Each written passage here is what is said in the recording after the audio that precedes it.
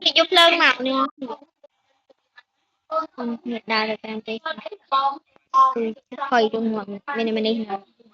gì rồi nghe mình được lâu trên tôi sẽ có này đây nè khỏi nhá cái đấy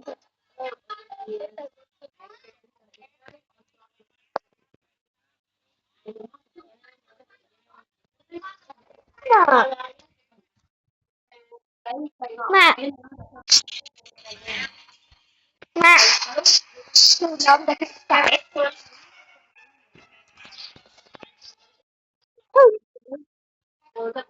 oh my god I love London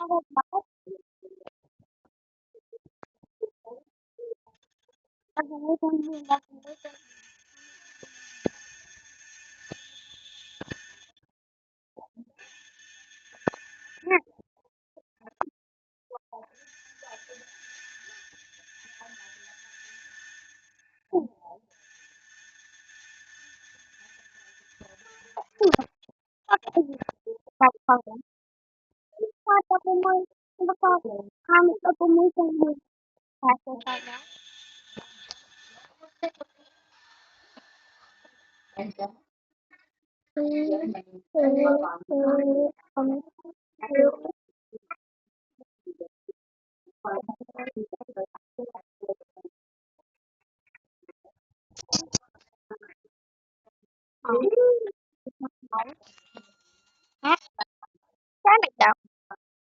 cái còn lục rồi lọc á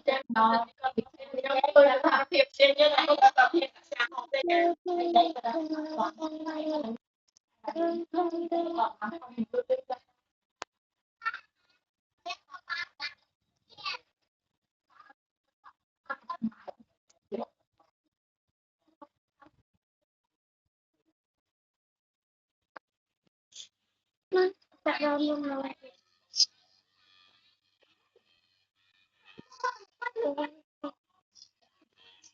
thì nó sao